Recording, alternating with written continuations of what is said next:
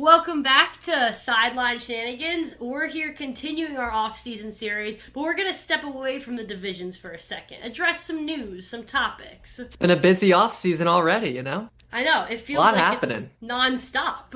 That's normal though, it does. We get like a couple months here of excitement after the season and then it dies for a little bit before we get going with all the draft stuff, but Yeah. few major moves already happening, kind of shifting things up a bit. Yeah, so as usual, we're going to go through some stuff, like, rate, subscribe. We're covering news and hot topics, so let's We get got this. our first sponsorship, Dr. Dr. Pepper. Pepper. No. Or the Georgia Bulldogs. hmm It's nice to just be back here with you, buddy. Here we are, just talking I know. a little ball, the two of us. hmm I'm gonna start us off with the news of the day. We probably won't release this for a few days, but this morning, David Montgomery traded to the Texans. What do we think of this? I mean, I talked about it the last episode. I was talking to Little Lions and I was saying, I mean, major mistake for them, not using Montgomery enough. Yeah. Completely underutilized for them. It kind of makes me be like, was there a reason? Like, what are they seeing that we're not? It reminds me a little bit of when, shoot, he plays for the Bears? DeAndre Swift. Oh yeah, He when he was left the super Eagles. hyped up there, and then they didn't really use him, and they kind of let him go for nothing. Now, at first, it looked like they just got a seventh rounder for him. The actual haul looks like it's a fourth, a seventh, and some O-line depth. So pretty big haul for a running back. Yeah, I think the Lions won that trade comfortably. Yeah, I would agree. I do think, I mean, we saw the Gibbs show last year, right? Like, missed the playoffs with just the Gibbs show. So, like, I do think it's sad to see Sonic and Knuckles goes. Clearly something was broken, but, like, maybe for fantasy football it's good if you're a big Jahmyr Gibbs fan, but I don't know for the Lions. Like, I do think you need a pair back there, but Well, this is the trend now, right? I mean, even the Giants came out this week and said they want to add a running back in the draft, that, like, it's a dual world now, like, every committee two-headed. Sure. I think what was great about Montgomery, he gave you that power run game. Gibbs is that outside zone speedster. I mean, totally. and I think the way the Lions play, it really warrants an up-the-middle guttural run. I was definitely shocked, but then I saw that his camp, David Montgomery's camp, was saying he wanted to leave. It's hard to chalk up their offensive failures to not using Montgomery enough because their coordinator was such a mess. He had never called plays Totally. before. So I don't know.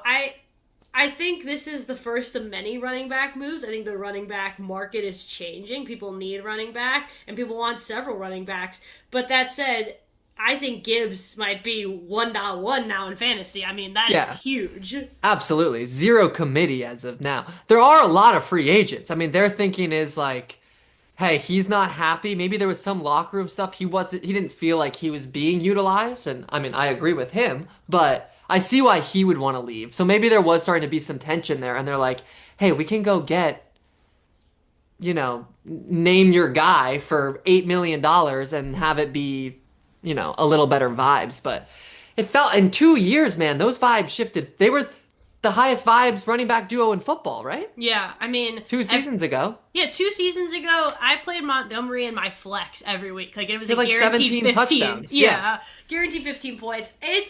I think it shows that the Lions are making moves. Like, Yeah. they're here to play. Yeah, let's move on to the franchise tag. So, I got 3 names for you. Let's start off, Breece Hall, Kyle Pitts, and, oh my god, now I'm blanking on the George other one. Pickens. Oh, obviously, the big one. Okay. The biggest one, yeah. Yeah. What are your thoughts about Pitts? Pitts, I get. I mean, Pitts is one of those guys, like, how long are we going to be talking about Pitts as an elite tight end? Is he ever going to become that? Is he that? Like, I don't know. Pitts, there was some talk you wanted to add Pitts. You thought he was maybe going to become Well, available. I thought he was going to become available because I thought, who the fuck would ever franchise tag a tight end? But here we are, the Falcons falconed. I also, to be clear, I did want Pitts on the Chiefs. I thought that would have been a great addition. I mean, and with Patrick Mahomes, it's hard to feel like he'd be hitting this terrible floor with a better quarterback and a good play caller. Totally. But I'm not dying for Pitts anymore than I think Kelsey's coming back. I also don't know what team would be dying for Pitts, like, unless you really are a tight end forward offense. And Stefanski is a tight end forward. So I'm not surprised they're keeping him, but a franchise tag is a lot.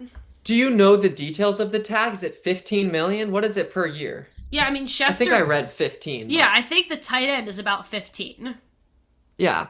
I can pull it up to confirm, but... And then what do they do next year? Is he a restricted free agent? That's what I don't really get it, honestly, with the tight end slot. Why not just give him a new deal if you're going to pay him 15 million? Tight end is 15 million. Like, why not give him a new 4-year deal? Running back is 14.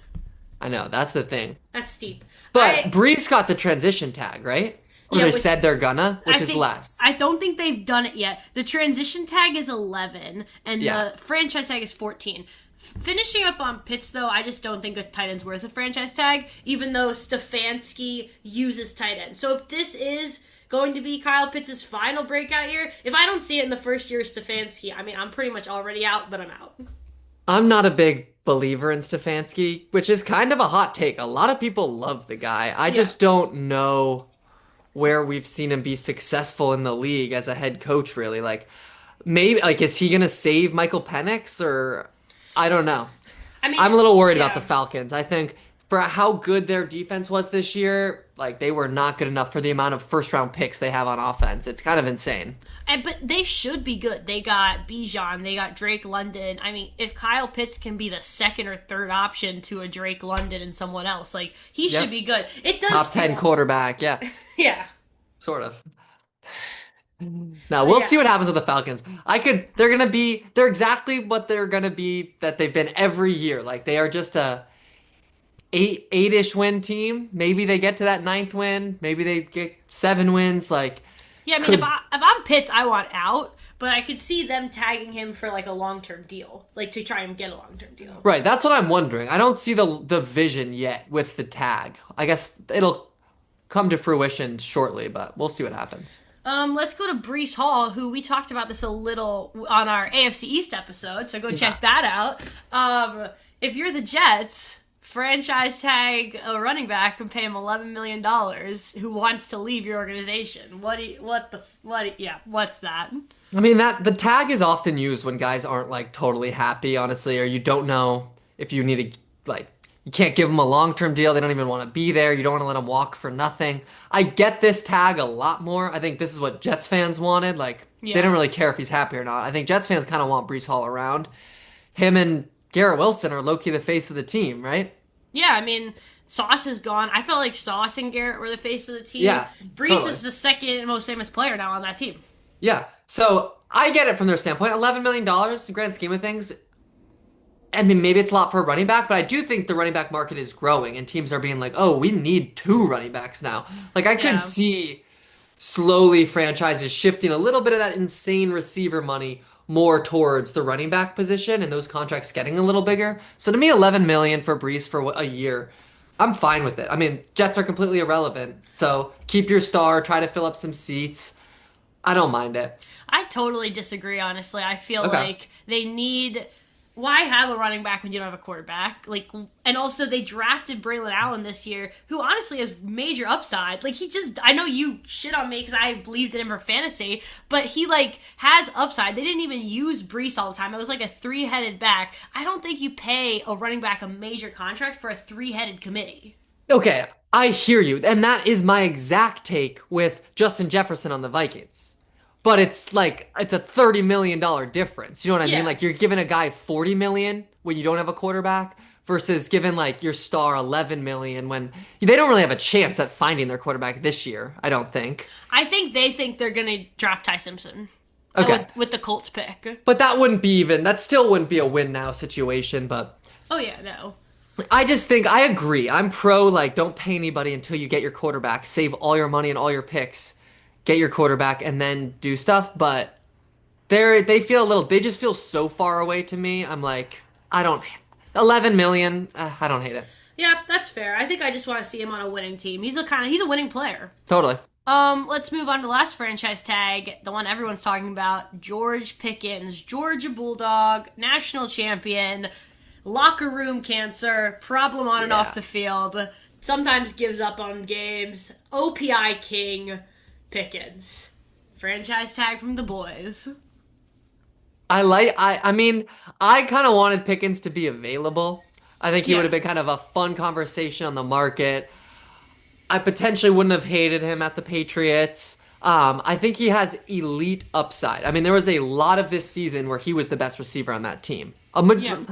Maybe half. I mean, CD is amazing, clearly the better receiver. Yeah. But with his health and just like all the attention he gets on defense, Pickens carried the Dallas for a lot of that season. And having him Oh, in yeah. fantasy, like he eats for sure. What is his number? Do you know it? I just looked up Okay. guess. Guess what the wide receiver franchise tag is. Ah, man, I don't know. 24, 22? 27. 27. Okay.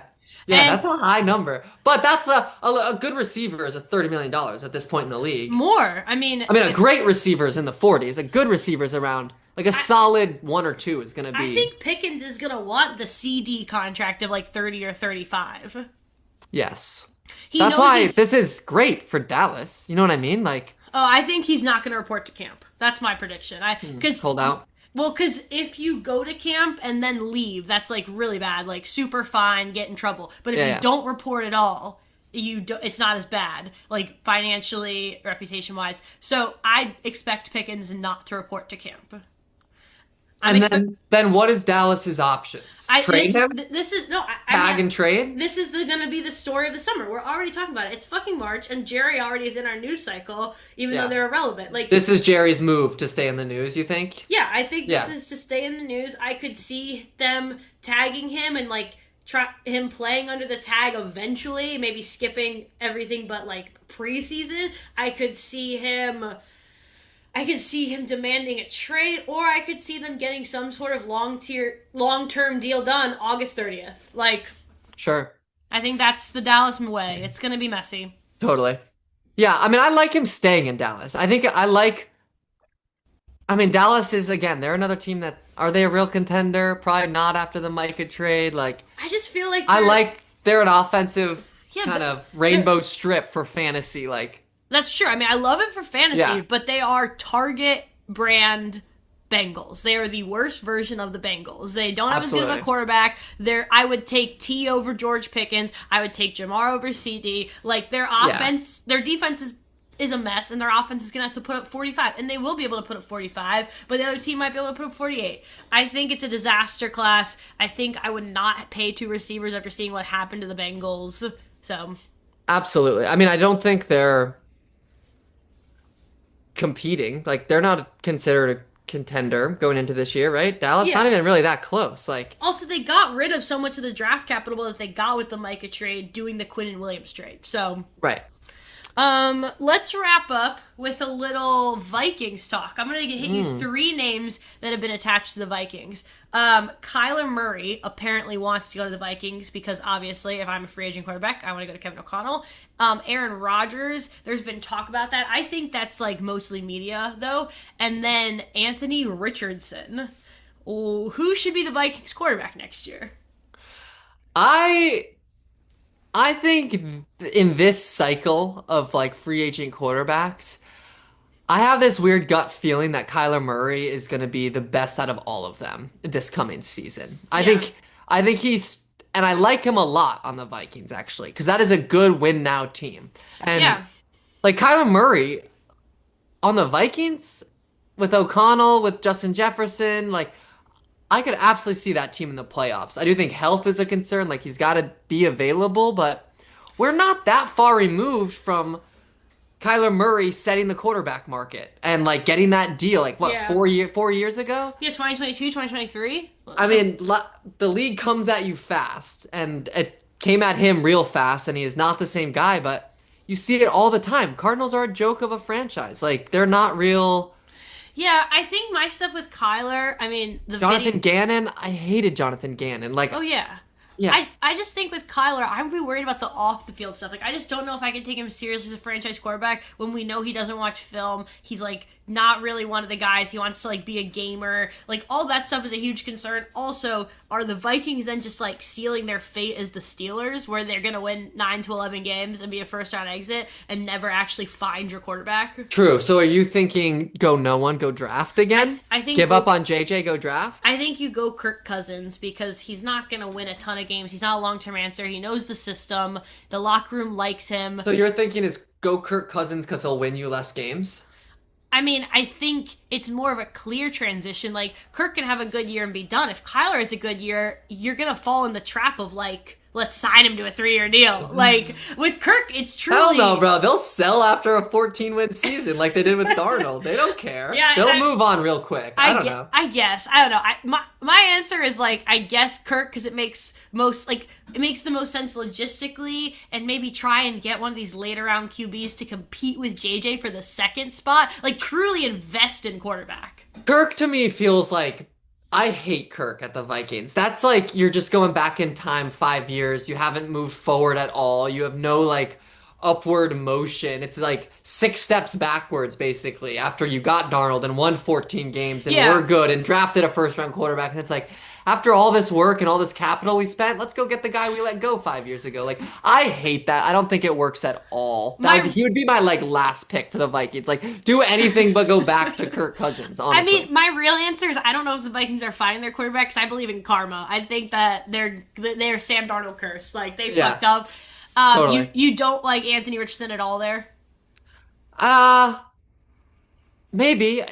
I don't think he'll be that much better than JJ. Like if you're just gonna go that route, like give JJ another shot. That's true, and like totally bottom out, and you can get a top 5 pick in this next class. That's the thing. Yeah, like maybe start JJ. This is your team, your season. No Carson Wentz. Yeah, no. He's either really good and he makes that leap, that year 3 Jordan Love leap or whatever, or he's really bad and you win 3 games and he gets hurt halfway through the season and you tank and you go get your guy.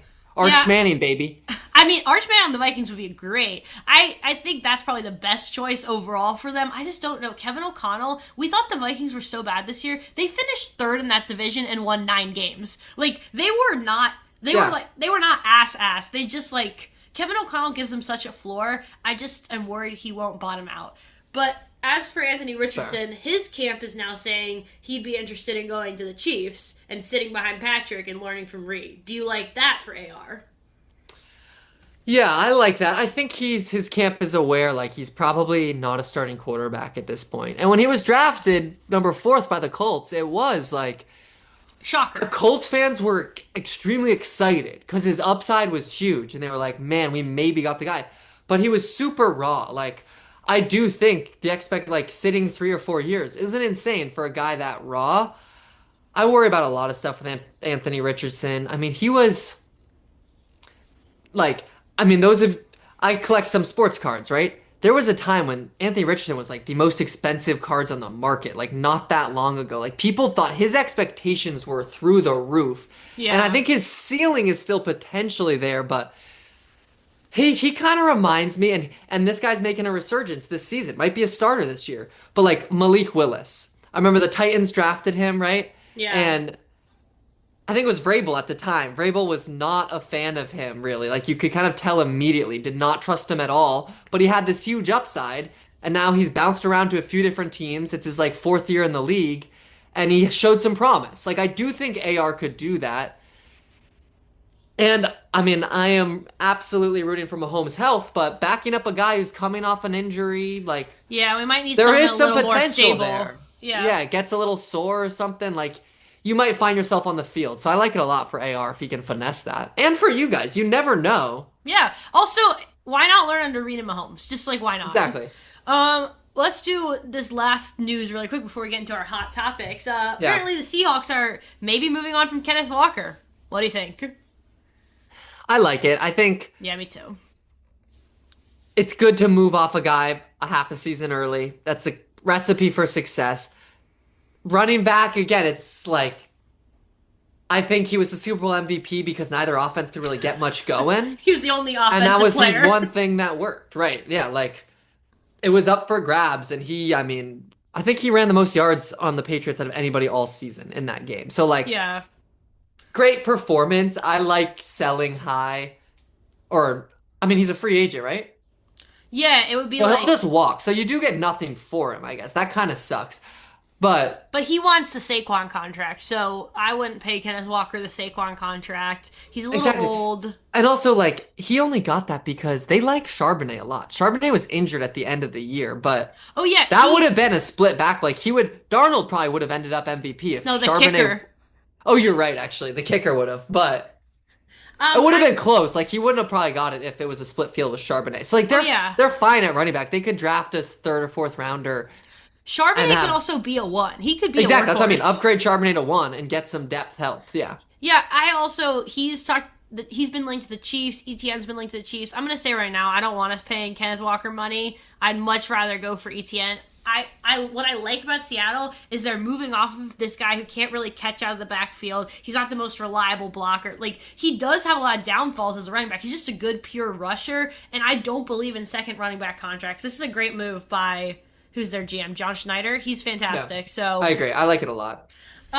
Let's get into our hot topic. So we're mixing it up a little, just like some off-season talk. Cole and I each brought two general topics we want to discuss, pitch to each other. So I'm going to kick us off with one that we've argued about off the air, which is, Jerry Rice is the only, best receiver of all time level to win a ring, right? So our wide receivers, what are they? Are they winning players? Do we believe in these big contracts? What do you do with the wide receiver position? And is it actually that important to winning success? Cool. Yeah. So the take I'm not okay with is like having good receivers doesn't contribute to winning. You know what I mean? I think, and I've expressed this to you, because the Patriots, the team I think about the most, doesn't really have a one right now. I think every team, it is good to have a one.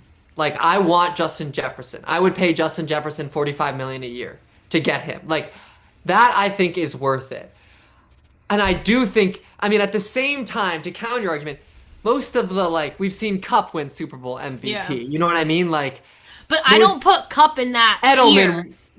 Yes, but an amazing, cornerstone of your franchise wide receiver is, does contribute to winning Super Bowls all the time. I think. Yeah, it's rare. There's only ever been a few Jerry Rice.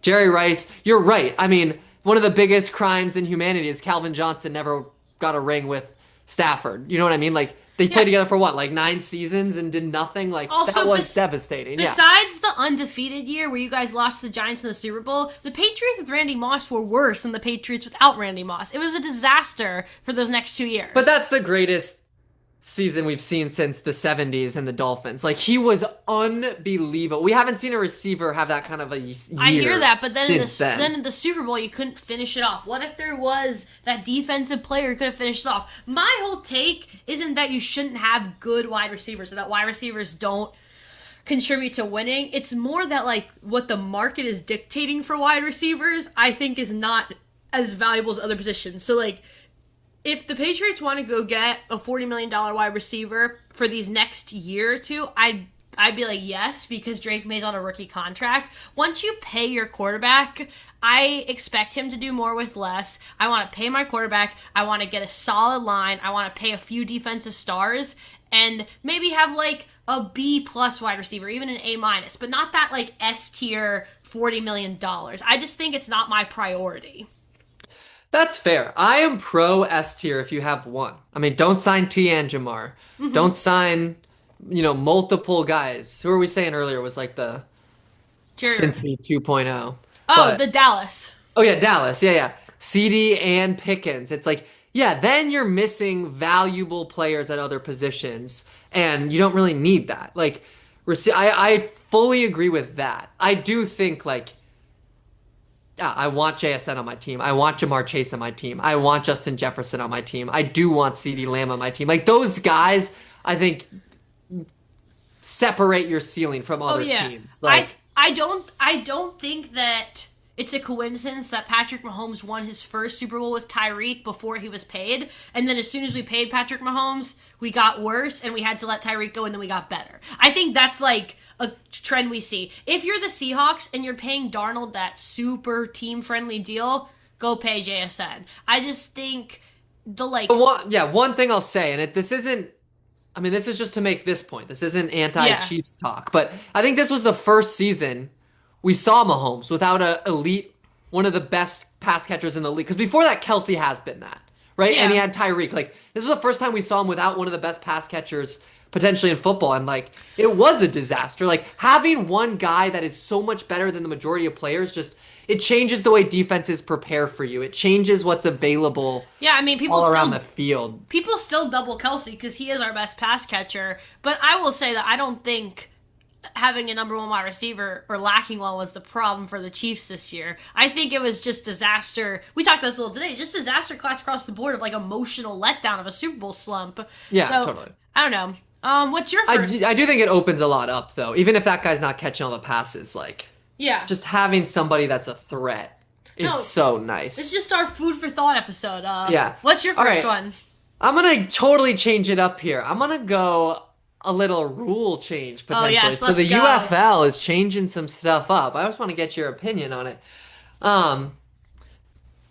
It's tougher. There's a lot of changes. We'll get to some of them, but yeah. I'm going to talk like points wise because a lot changes when you change up the amount of points you're able to score 100%. per possession. That is like the biggest change I could honestly imagine happening in the NFL is like the ability to score more points on each drive. 60-yard field goal worth 4 points, 60 plus. How you feel about that? Love it. Yeah. I don't even think there's much to say about that. I feel like you love it too. It's just like it changes the game. That way you could get 2 field goals to add up to a touchdown. If I was the Cowboys, if that rule happened, I would not franchise tag Pittman. I'd franchise tag Brandon Aubrey and try to get some crazy long-term deal with him. Like, that's where the biggest changes would happen. It changes the market because all of a sudden you do need $20 million to pay a kicker. Probably. Yeah. If you want to, like, I mean, that's huge. 4 points on a field goal. Like, I love it. I think they're getting so good. Where's that money going to come from? But I think they're getting so good at kicking. I also have seen a proposal, I don't know if the UFL did this, where you can't kick a field goal when you're certain close to the touchdown. Like when you're really close. I don't think they did that, but what they did do is you're not allowed to punt when you're on the inside the other team's 50. Yeah, I like that too. And it's either you're going for it on fourth or you're kicking a field goal. Like there is no in between. I think I don't want to see short field goals though is what I'm getting at. Like I'd like it if like, oh, once you're at the 20-yard line, you have to go for it because these guys are getting so good at kicking. It's not even exciting anymore if someone kicks a field goal within the 20-yard line. I hate that because that's what we're seeing already. And I think it's so stupid. Like, you know, as our awful offense won a bunch of playoff games against the best defense because we took field goals inside the 5-yard line, which other coaches didn't do. Like that is a coaching decision that like sometimes you win a game by 3 points and it's okay. And like you have to kick the field goal from the 3 on 4th down and it sucks and it's a hard decision, but like I get it. Not enough coaches are doing that anymore. I want to see that go back to old school a little bit more this year. Okay, thank you, next. I like offense. Yeah. I mean, that's fair. I like points on the board. Okay, that this is kind of a segue. The 2-point conversion, let's talk about. Yes, so you can still kick a 33-yard extra point for 1. The UFL was 2 points from the 5. They switched that, so now it's 2 points from the 2, like the regular league. I'd go for 2 every time. Yep. Well, and now it's 3 points from the 8. So you could score 9 points on a possession. I think I'd be surprised if going for 2 doesn't become the default with this because, like, there's the risk reward knowing you have a possibility to get 3 eventually is so high. I don't know. I think I would get really good at going for 2 and going for 3. Have like a bunch of short yards plays. I just think that could add up. Yeah, I like this too. I like it. I'm not sure I like this for the NFL. Like I think the NFL is a little less gimmicky, but I kind of feel the same way. I think 9 points on a possession just like changes coaching philosophy for the last 100 years. Like what if like everything history just like Yeah, I like I it for don't the love UFL that. to get people to watch it. The Yeah. UFL rule I would take from the NFL is the field goal one. And that's a perfect segue from my talking point, because the UFL rule that I love, that I've been talking about for a year, that I'm obsessed with, is this idea of a 4th and 15. Sometimes it's pitched as a 4th and 13. Sometimes it's pitched as a 4th and 16. For the purposes of this conversation, let's keep it at 4th and 15 on your own 10 or 15 yard line. So this is, instead of an onside kick, because now teams have to declare onside kicks, you get to instead go for a 4th and 15, do or die, on your own side, super close to your end zone. I love this so much. I want the best athletes on the field deciding my team's fate, not a kicker. What do you think? Here's my fear. So I like it a lot. Hate the onside kick. It hasn't Hate it. worked at all this year. Teams never do it. You never feel like it's always when you're talking with your friends, like touchdown, onside kick, touchdown. It's like a joke. You know what I mean? It's like the odds of getting it are so low. You're basically goofing around when you're talking about the onside kick. I loved when Georgia went for it because you don't have to declare it in college. Yes. But The surprise is fun. My fear with the long play is that it becomes a game of like trying to get a PI on it. And like what does the officiating look at? Because if it is a 4th and 15, which honestly I think is too easy. I think it should 4th and be 20. 4th and 20-ish. Yeah. Like I think that's more of a Hail Mary, like closer to the odds of getting an onside kick. Still much better. Like it's not that hard to get 20 yards if you have a good offense. 4th and 15 feels easy, but if you look at the statistics, they're very rare. We only saw one convert this year. Chiefs still lost. Like, it is really rare. I think I didn't even think about the officiating piece. I would hate any calls during the 4th and 15. Right. Like, no matter what, it's going to be a deepish pass. So there's going to be some PIs, so just don't call. I think I would lean don't call. Right. Or here's what I was thinking. Maybe strictly on the onside play, a coach can challenge a call. Only on that play, not in the regular game. But like, if PI can be challenged during it, I would hate it less. It just feels like late in the game when it's on the line, there's gonna be to PI. run that and then get the ball because of a like bad PI call. I would be so pissed. You know what I mean? What I do like about this is if you have an offensive coach or an offensive like a good quarterback, you're instantly like, yeah, fuck it, let's do the 4th and 15 over fucking kicking. Like obviously. Right. And I do like it like from the 10-ish. Like if it is going to be a 4th and 13 or something much easier to get, I think it needs to be maybe inside the 10. Like disaster if you don't get it. Yeah. I like that Auto too. Points for the other team if you don't get it. You know what I mean? I like that. Yeah. Do you want to wrap us up? We got about 5 minutes left for you guys. Yes. All right. This is my last topic I want to talk about here. A lot of great teams really underperformed this year. You know, major letdown. Chiefs, one of them. But not just the Chiefs. I mean, we saw elite quarterbacks that usually are in the MVP conversation with elite coaches and great defenses and great teams just miss. AFC, we had Ravens, Chiefs, Bengals. I mean, that's 3 top 5 quarterbacks in the NFL. Yeah. All really not even close to the playoffs. In the NFC, you got Baker and the Bucks. You had the Lions. Like, what are your expectations for these teams coming back? Right? What do you get? How are so many amazing in a league that's pretty mediocre at quarterback? Yeah. How are these top 5 quarterbacks missing the playoffs? I got 2 answers for that. One is it's just emotion. And it's that the league is designed for parity. You know what I'm trying to say. It's designed to be parity, up 1 year, down the other. And I think this last 5 years, it hasn't had any of that. And I think that's why schedule conversation is bigger. The way they do the schedules is tougher. The way they, design these schedules of like primetime, back to back. Like they want these teams to struggle. I think that this is just like, I'm going to look at it as a fluke year for Lamar and Pat. I think Bengals, different story. I think that this was a fluke year. If it's October and we're struggling, the Rams are struggling, I'm going to reserve the right to walk that back. But I really think this is what the NFL is designed to do. And secondly, we're seeing again, you need a run game. You need a good defense. Like it's becoming the league. It's a bit of an 80s throwback right now. Running the ball, play good defense. So to me, those are the 2 biggest reasons. Yeah, that's fair. Do you expect those teams to be there next season? I expect the Chiefs to make the playoffs. I expect the Ravens to make the playoffs. I expect the Lions to make the playoffs. Actually, I'm gonna walk them back to their division. I could see the Lions going either way. I expect the Bucks to make the playoffs. I think that was a fluke with the Panthers. And the Bengals, I don't know what to do anymore. And I think I'm not alone in that. Like, I just don't know what to do. I'm gonna say that Patrick Mahomes going to the last 7 AFC championships gets the benefit of the doubt that he'll be back. If the injury is still a problem, though, that's a whole different beast. Then I say Chiefs punt on the year, try and get a top 5 pick.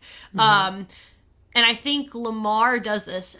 He's up and down, good years and bad years. So I expect Chiefs, Ravens. Honestly, the hardest one for me is Lamar because it's man, now you have a new coach. You got your coach fired. You had Derrick Henry. Like, talk about a run game. You were good. You had your guy. Their defense is a top 5 defense when it's playing well. Like, their roster is insane. I expect the Ravens to be back, but I don't expect them to be good in the playoffs. I think we're gonna get the same old Ravens, dominant regular season, mid in the playoffs. Yeah, I'm kind of with you. I'm rooting for the Bengals this year. I'd love to. I miss them being relevant, high key. You got, Joe Burrow, Jamar, like. Joe Burrow's the only one Chase Brown's been playing nice. Yeah, Chase Brown was great in fantasy this year. I won a championship with Chase Brown. One thing that's interesting for them, Trey Hendrickson is a free agent. And he's 31, coming off massive injury. I don't think Trey Hendrickson's a Bengal next year. Yeah, I kind of agree. And honestly, I was in on him for the last few years trying to get him for the Pats, but I don't really want him anymore. He's too old and he doesn't stay healthy. So my thinking is maybe that actually helps them. Is maybe they have all that money they were paying him and it goes to some younger guys or just some, I don't know. They should spend their first 4 picks on defense, maybe a guard. But I football's better when the Bengals are involved. Joe Burrow's also the only one of Mahomes' contemporaries of like the Josh Lamar group that I actively root for. I feel bad for him. He's in a weird spot, and he's the only one who's beat him in the playoffs. So I want him to overcome that. But what about you? As not a fan of these teams, what teams do you expect to be back? I expect the Chiefs to. I still am waiting to, like you said, benefit of the doubt. Chiefs, I do think will be fine. I think if they can get it together, they'll be one of the scariest teams in the league. At the same time, they've made a lot of moves building for a big move, but they've yet to like make something that I'm like, apparently there it is. Like that's what's gonna make them different next year. There's a McDuffie move will be decided by April, a source said today. So that makes sense. I mean, cutting the right tackle, freed up some space, restructuring Mahomes' contract, freeing up a ton of space. Like these are all moves that need to happen. I am not. Like, what I don't think is possible for the Chiefs is to just be like, it was a fluke, it was emotional, let's run it back. It's like, no, you didn't beat a playoff team. Like, you weren't close to the playoffs. Yeah. I think both are true. I think it was a fluke and it was emotional, but we cannot run it back. Like, I think... Rapid fire. Bengals making the playoffs next year? Early prediction? Yes. Ravens? Yes. Lions? Yes. Bucks? No. See, I think the one I'm most confident might not make it is the Lions, just because that division. Division's tough. I think the Lions do really bounce back. I think they were, since they almost got to the Super Bowl and choked that lead away, they've kind of been like, oh man, vibes have just been going down. I do think, I'm a little worried about Goff, but me too. Other than Goff, like I think they're fine. Yeah.